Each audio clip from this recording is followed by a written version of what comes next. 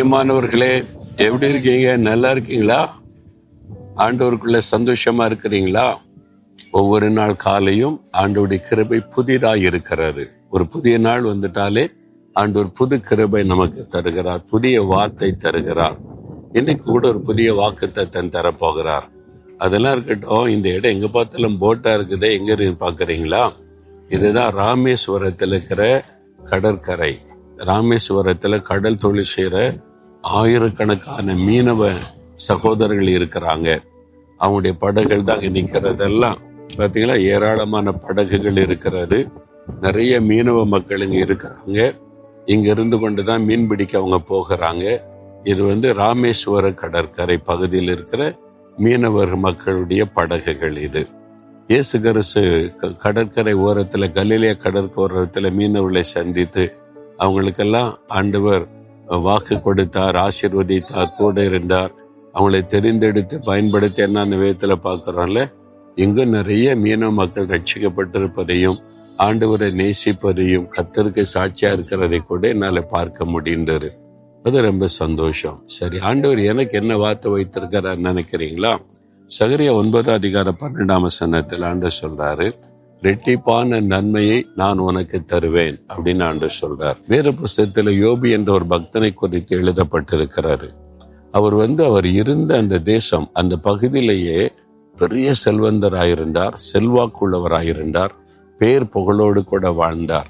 அவருக்கு ஆடுகள், மாடுகள், ஒட்டகங்கள் என்று சொல்லி அதை கவனிக்கிறதற்கு வேலைக்காரர்கள் ஆயிரக்கணக்காக இருந்தாங்க. அப்படின்னா இவ்வளவு பெரிய செல்வந்தர். அந்த பகுதி கிழக்கத்தி புத்தரர் எல்லாரிலும் பெரியவராயிருந்தாராம்.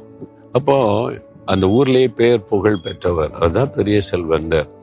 எங்க பார்த்தாலும் அவருடைய சொத்துக்கள், அவருடைய ஆசீர்வாதங்கள். 10 பிள்ளைகள் இருந்தாங்க.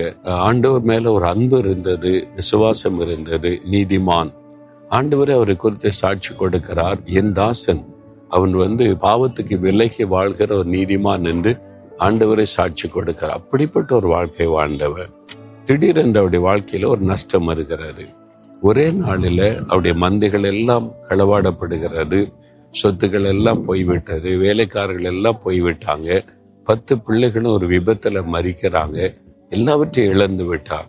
அந்த இழந்து போன நிலைமையில் ஊர் மக்கள் என்ன பேசி இருப்பாங்க? என்ன பாவம் செய்தானோ, ஒரு பாவிக்கு கூட இப்படி நடக்குமாங்க, ஒரே நாள்ல 10 பிள்ளை சாகமா அப்படின்னு பேசக்கூடிய அளவிற்கு வெளியில தான் பக்தி எல்லாம், உள்ளுக்குள்ள ஏதோ பாவம் இருக்கிறது என்று என்னெல்லாம் பேசியிருப்பாங்கல்ல. அவமானப்படுத்தப்பட்டார், ரொம்ப பரிகாசம் பண்ணப்பட்டார். இழப்பு ஒரு பக்கம், பரிகாசம், நிந்தை ஒரு பக்கம், மனதுக்கு எவ்வளவு வேதனைப்படுத்துகிற காரியங்கள். ஆனா அவர் கர்த்தர் கொடுத்தார், கர்த்தர் எடுத்தார், கர்த்தருக்கு ஸ்தோத்திரம். நீ ஆண்டவரை துதித்தாரை எல்லாம், ஆண்டவரை முறுமுறுக்கல, எனக்கு ஏன் இப்படி நடக்கணும், நம்முடைய பிள்ளை தானே, ஏன் இப்படி சம்பவிக்கணும் கேள்வி கேட்கல, முறுமுறுக்கல. ஆண்டவரை எல்லா விதத்திலும் துதித்தார் என்று பார்க்கிறோம். தேவன் அதை பார்த்து என்ன செய்தாராம்? அவருடைய சிறையிருப்பை மாற்றி 2 மடங்கு ஆசீர்வதித்தார். யோபு 1 எல்லாவற்றையும் இழந்தார். யோபு கடைசி அதிகாரம் 42 வாசித்தார். யோபு இழந்து போன எல்லாவற்றையும் 2 தனியாய் திரும்ப கொடுத்தார். மந்தை 2 மடங்கு ஆயிற்று, சொத்துக்கள் 2 மடங்கு ஆயிற்று, எல்லாம் 2 மடங்கு. இப்போ அவமானப்படுத்தி பேசின மக்கள் அவங்க ஆச்சரியப்படுற அளவுக்கு நம்ம என்னவோ நினைச்சோம், உண்மையாவே இவன் நீதிமான் தான், தேவனுக்கு பயந்து நடந்திருக்கிறான், 2 மடங்கு கொடுத்துட்டார்னே. எந்த இடத்துல சிறுமைப்பட்டாரோ அதே இடத்துல தேவன் உயர்த்தினார். உங்களுக்கு செய்வார். வேலையை இழந்துட்டீங்களா?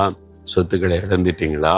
உங்களுடைய பெயர் புகழை இழந்துட்டீங்களா? பரிகாசம் பண்ணாங்களா? சும்மா ஏமாத்திடா இவெல்லாம் அப்படின்னு சொல்லி உங்களுடைய பக்தியை கூட பரிகாசம் பண்றாங்களா? நெருக்கப்பட்ட நிலைமை, அவமானத்துக்கு நடுவில் இருக்கீங்களா? இழந்து போன நிலைமையில உறவுகளை இழந்து, சொந்தங்களை இழந்து, சமாதானத்தை இழந்து, ஆரோக்கியத்தை இழந்து கஷ்டப்படுறீங்களா? அன்று சொல்ல 2 மடங்கு ஆசீர்வாதத்தை தருவேன், நீ இழந்து போனதை 2 மடங்கா தருவேன் அப்படின்னு கர்த்தர் சொல்றார். விசுவாசிங்க. யோபின் தேவன் நம்முடைய தேவன்.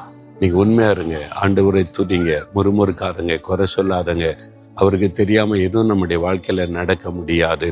மனதார துதிங்க, 2 மடங்கு ஆசீர்வாதம் உண்டாகும். ஆண்டவரே, நான் முறுமுறுக்க மாட்டேன், நான் சோர்ந்து போக மாட்டேன், உம்மை குறை சொல்ல மாட்டேன். எல்லாவற்றிற்காக, இழப்புக்காக, நெருக்கங்கள், வேதனைகள், நிந்தைகள், அவமானங்களுக்காய் ஸ்தோத்திரம், ஸ்தோத்திரம், ஸ்தோத்திரம் என்று உம்மை துதிக்கிறேன். நீர் வாக்கு கொடுத்தபடி நீர் 2 மடங்கு ஆசீர்வதிப்பீர். இன்றைக்கே சிறையிருப்பு மாறி இன்றைக்கே 2 மடங்கு ஆசீர்வாதம் உண்டாகும். நான் விசுவாசிக்கிறேன் இயேசுவின் நாமத்தில். ஆமேன், ஆமேன்.